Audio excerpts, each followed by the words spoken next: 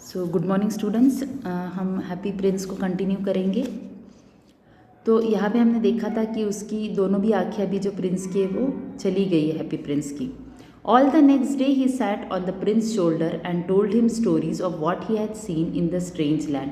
अब वो दिन भर वो हैप्पी प्रिंस के शोल्डर पे बैठा हुआ रहता था और उसको सब कहानियाँ सुनाता था कि क्या क्या उसको दिख रहा है। He told him of the red ibises who stand in long rows on the bank of the Nile.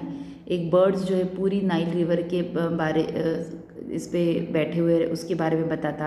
And catch gold fish in their beaks, और वो ऐसे थे बर्ड्स कि वो अपने बीक से यानी चोंच से पूरी गोल्डन फिश जो है वो नदी में की निकाल जाता। Of the sphinx who is as old as the world itself and lives in the desert and knows everything.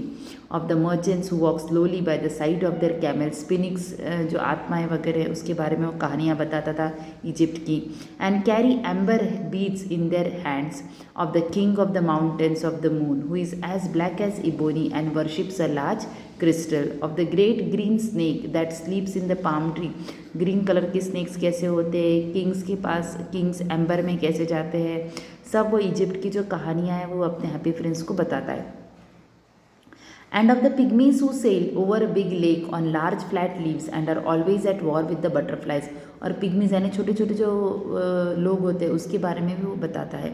Dear little swallow said the prince, you tell me of marvellous things but more marvellous than anything is the suffering of man and of women. वो कहता है कि सबसे लेकिन अलग चीज़ तो मुझे लगती है कि मैन एंड वुमेन में जो सफरिंग होती है वो। There is no mystery so great as misery, कि दुख से जैसा कोई मिस्ट्री नहीं है। Fly over my city little swallow and tell me what you see there. तो सो ही देन सेट कि तुम you go and you fly over the city and then you tell me what is happening in my city.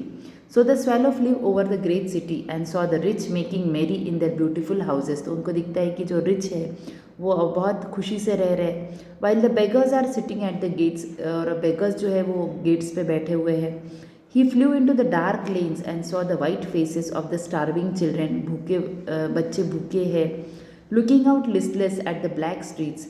Under the archway of the bridge, two little boys were lying in one another's arms to try and keep themselves warm। दो लड़के bridge के नीचे ठंड से बचने के लिए सोए हुए। तो ये सब जो दुख है वो पूरा देखता है, वो किसको बताता है, हैप्पी फ्रेंड्स को। How hungry we are they said, you must not lie here shouted the watchman and they wandered out into the rain. और उनको वॉचमैन फिर बारिश में क्या करता है, उसको बाहर निकाल देता है। Then he flew back and told the prince what he had seen. तो चार चीज़ें जो उसने देखी। पहली क्या देखी उसने कि रिच जो है वो अपने घरों में बहुत अच्छी तरह रह गए, बेगर्स है, बच्चे भूखे हैं, और दो बच्चों को एक जो वॉचमैन है वो बाहर निकाल देता है।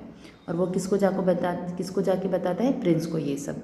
I am covered with fine gold said the Prince. देखो बोले मुझे पूरी जगह मुझे क्या लगा है, फाइन गोल्ड लगा हुआ है। You must take it off leaf by leaf, एक एक पत्ता जो है मेरा वो निकाल लो। And give it to my poor the living always think that gold can make them happy. गरीब लोगों ने कभी सोना नहीं देखा हुआ कहते हैं, तो उनको जाके तुम वो दे दो, वो बहुत खुश हो जाएंगे। Leaf after leaf of the fine gold the swallow picked off till the happy prince looked quite dull and grey.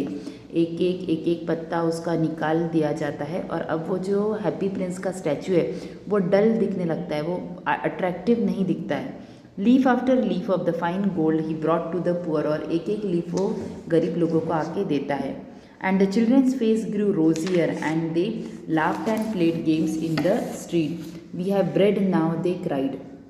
और वो सब जन क्या हो जाते हैं, खुश हो जाते हैं।